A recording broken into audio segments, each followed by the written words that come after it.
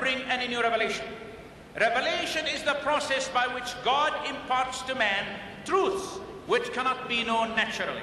For example, since man was not created until the sixth day, God had to reveal to Moses details reflected in Genesis 1 through 5.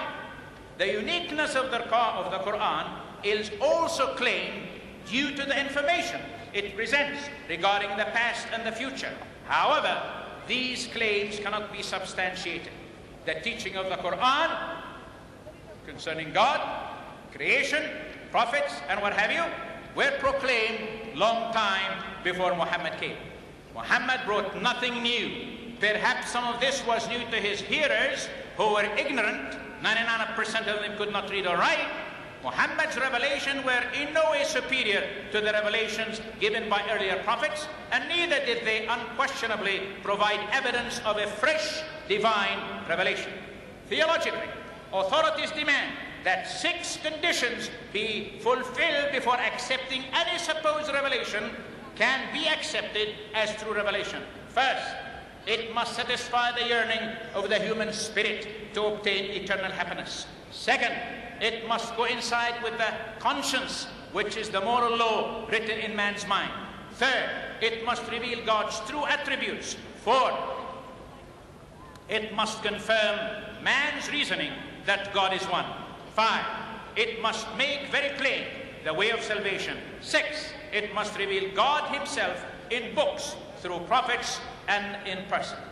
Neither Muhammad nor the Quran fulfill all of these 6 requirements. The Quran may fulfill the 4th partially, and perhaps the 6th. That's about, oh, really? Now, Muslims believe that certain passages of the Quran are mansukh or annulled by verses revealed later chronologically than themselves, which are called nasikh. Ladies and gentlemen, I appeal to your intelligence, please.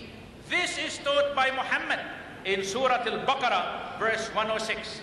ما ننسخ من آية أو نفسها أو ننسها. That's right.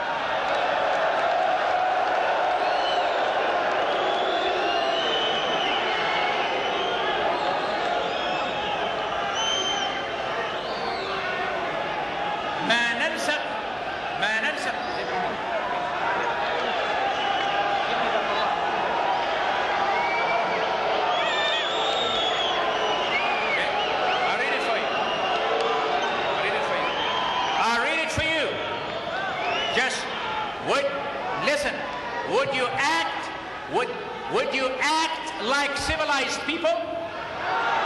ما ننسخ من آية ما ننسخ من آية أو ننسها. Is that what it says? Such of our revelation as we abrogate or cause to be forgotten, we bring in place one better of the like thereof. Knowest thou not that Allah is able to do all things? What is called the sword verse in Surah At-Tawbah annuls 120 verses which originally encouraged tolerance.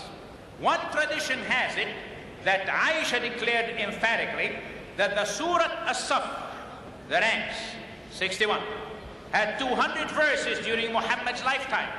When Muhammad actually died and Uthman standardized the Quran, the surah had only 72 verses.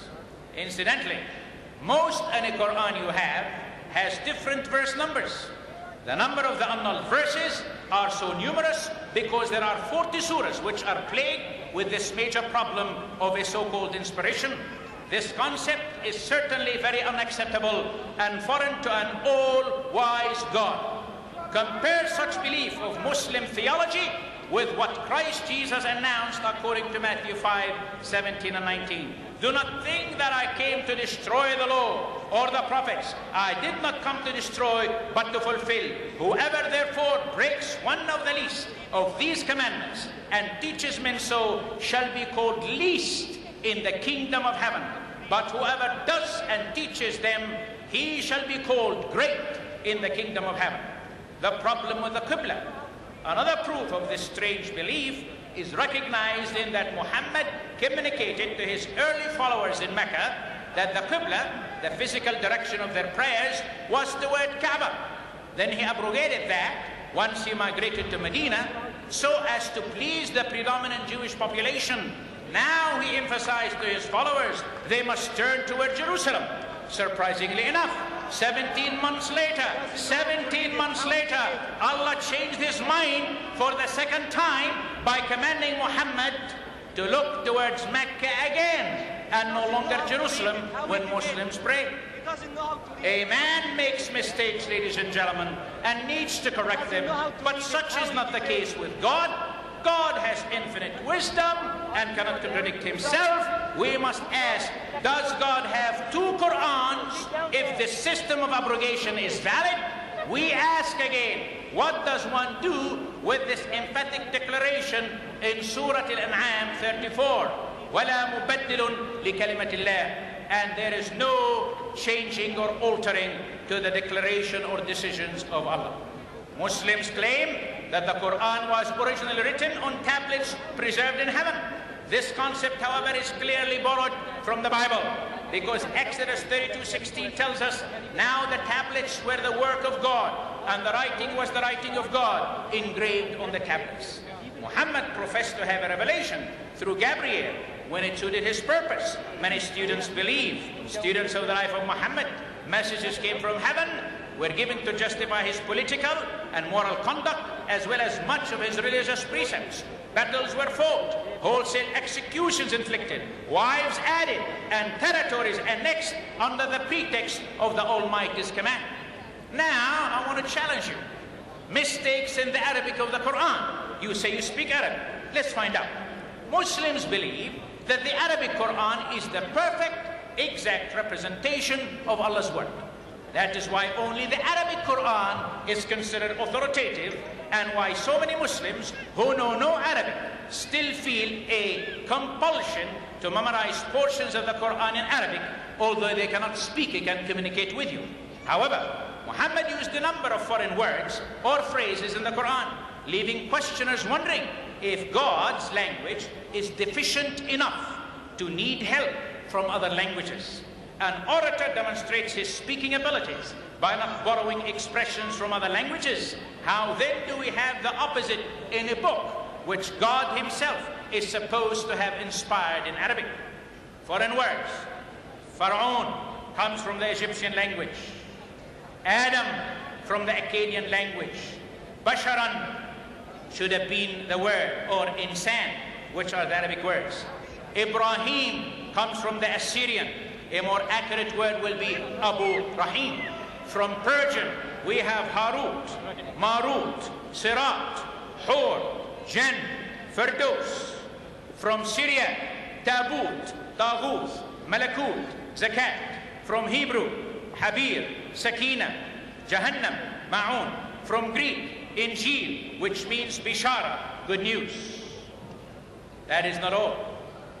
Here is the Arabic Quran with words from Egyptian, Akkadian, Assyrian, Persian, Syriac, Hebrew, Greek, 7 languages.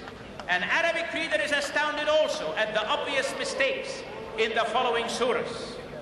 First, Surah Al-Baqarah 177. The word Sabirin should have been Sabirun, if you know Arabic. Then again, Surah Al-A'raf 160. وَقَطَعْنَاهُمْ إِثْنَتَيْ عَشَرَةَ أَسْبَاطًا should have been إِثْنَتَيْ عَشَرَ سِبْطًا. Surah Al-Nisa 162. وَالْمُقِيمِينَ الصَّلَاةِ should have been وَالْمُقِيمُونَ الصَّلَاةِ. Then Surah Al-Ma'idah verse 69. As-Sabi'in is the more correct Arabic than As-Sabi'un. Then At-Tawbah, فَإِذَا انْسَلَخَ الْأَشْهُرُ الْحَرَامِ should have been فَإِذَا انْسَلَخ, plural. The words kun fayakun are a gross error in Arabic. The grammatical structure demands kun fakan, let there be and there was, not there shall be, as in the Quran. Yes, sir. Going forward, Abraham's father is wrongly called